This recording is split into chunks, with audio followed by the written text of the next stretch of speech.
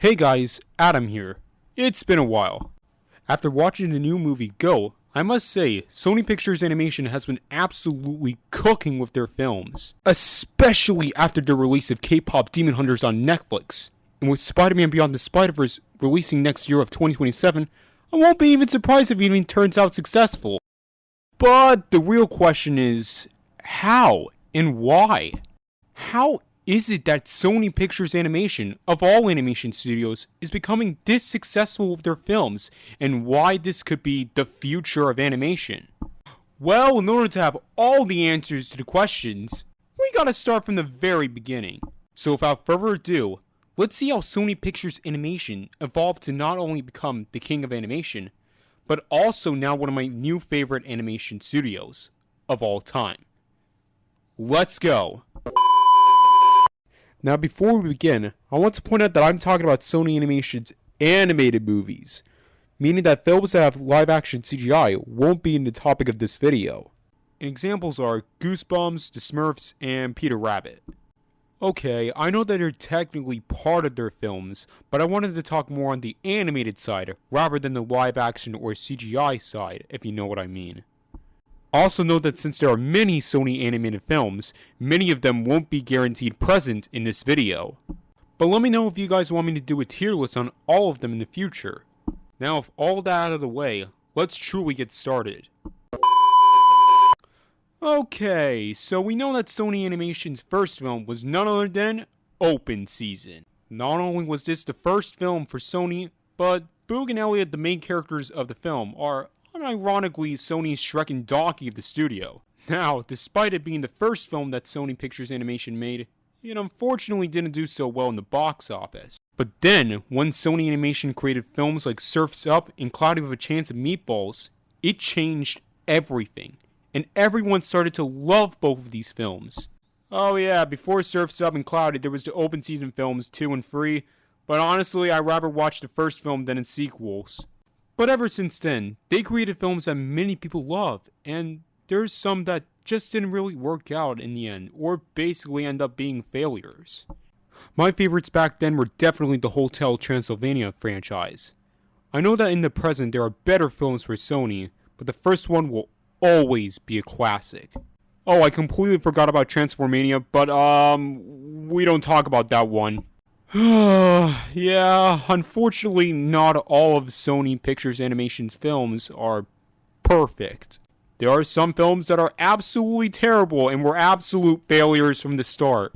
And examples of that are Surf's Up 2, Wave Mania, and the Emoji Movie. I can go on more, but I think it's safe to just get back to the topic.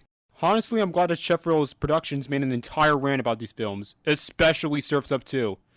And honestly, I don't blame him because these films absolutely suck and I refuse to watch them under my own will. Okay, on to a positive note. So, despite some films that Sony Animation made, there is one that I desperately need to talk about, and something very important for this video. So strap yourselves in, folks, because this is where things change in Sony Pictures Animation. Where the studio goes, what the future holds them in the past, the present, and the future, and more importantly, why I love this animation studio so much. At the end of the year of 2018, Sony Pictures Animation released Spider-Man Into the Spider-Verse. However, instead of being an absolute disaster like the Emoji Movie, it instead became a massive success, and eventually, a well-deserved masterpiece. This hit blew many animation studios through its unique animation, and the animation industry began to change since then. Everyone loved this movie, including myself even. This is one of not only my favorite Spider-Man films that's animated, but also easily my favorite Sony Pictures Animation film, including Across the Spider-Verse as well. This film received many awards, and even won the f***ing Oscars back then. Yes, the f***ing Oscars! Thanks to the film's success, the studio began to slowly evolve and would create massive hits, like another one of my favorites, The Mitchells vs. the Machines, that are beating other animation studios in the present. With this, they made other new movies, K-pop Demon Hunters last year, And let's not forget about the new movie, GOAT. Even though it's not necessarily a masterpiece like the Spider-Verse films, it's still up there with K-pop Demon Hunters and The Mitchells vs. the Machines as one of my favorite Sony animated films. I might try to do a review video on it to showcase my overall thoughts on the movie, but for now, you can check my review for it in my posts. Thanks to all of this success, Sony Pictures Animation truly and slowly is becoming the king of animation, and the future of it as well.